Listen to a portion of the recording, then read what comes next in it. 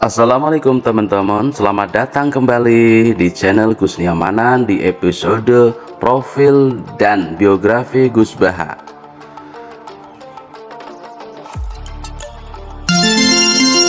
Gus Baha menjadi ketua tim Latna Mushaf UIY. Sebagai seorang santri tulen yang berlatar belakang pendidikan non-formal dan non-gelar, Gus Baha diberi keistimewaan untuk menjadi sebagai ketua tim Latna Mushaf Universitas Islam Indonesia atau UII Yogyakarta.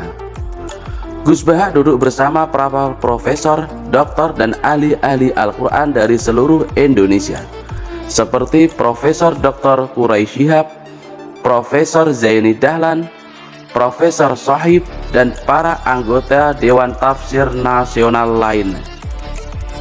Pada suatu kesempatan, pernah diungkapkan oleh Profesor Quraisy bahwa kedudukan Gus Baha di Dewan Tafsir Nasional selain sebagai mufasir, juga sebagai mufasir faqih, karena penguasaan beliau pada ayat-ayat ahkam yang terkandung dalam Al-Quran.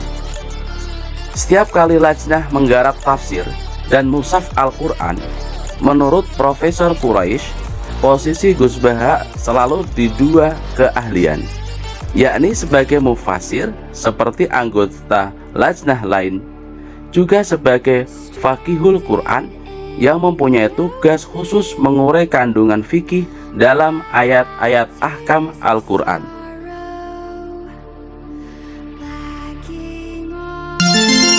Kitab-kitab karya Gus Baha.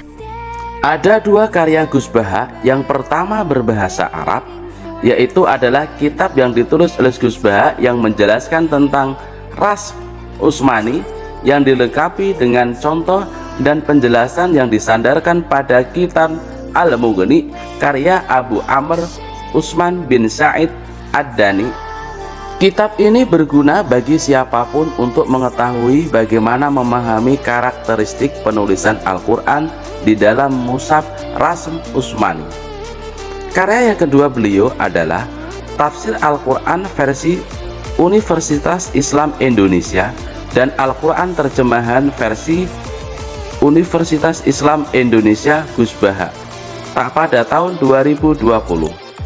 Salah satu ciri khas tafsir dan terjemahan UII yang ditulis oleh Gus Baha dan timnya adalah tafsir ini dikontekstualisasikan untuk membaca Indonesia dengan rasa Indonesia. Tafsir dan terjemahan UII ini sama sekali tidak merubah dari keaslian Al-Quran itu sendiri. Kisah kesederhanaan Gus Baha. Teladan yang bisa ditiru dari Gus Baha adalah tentang kesederhanaannya. Kesederhanaan yang dipraktikkan Gus Baha bukan berarti keluarga Gus Baha adalah keluarga yang miskin. Karena kalau dilihat dari silsilah lingkungan keluarganya, tiada satupun keluarganya yang miskin. Bahkan kakek Gus Baha dari jalur ibu merupakan juragan tanah di desanya. Saat dikonfirmasi oleh penulis perihal kesederhanaan beliau menyatakan bahwa hal tersebut merupakan karakter keluarga Quran yang dipegang erat oleh leluhurnya. Adalah salah satu wasiat dari ayahnya yang mengatakan agar Gus Baha menghindari keinginan untuk menjadi manusia mulia. Hal inilah yang hingga kini mewarnai kepribadian kehidupan beliau sehari-hari. Menolak pemberian gelar Doktor Honoris Causa.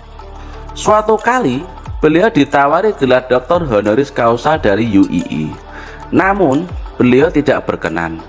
Dalam jangkap tafsir Al-Quran di Indonesia, beliau termasuk pendatang baru dan satu-satunya dari jajaran Dewan Tafsir Nasional yang berlatar belakang pendidikan non-formal dan non-gelar.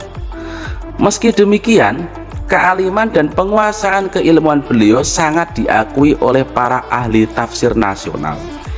Hingga pada suatu kesempatan pernah diungkapkan oleh Profesor Quraisy bahwa kedudukan beliau di Dewan Tafsir Nasional selain sebagai mufasir juga sebagai mufasir faqih karena penguasaan beliau pada ayat-ayat ahkam yang terkandung dalam Al-Quran.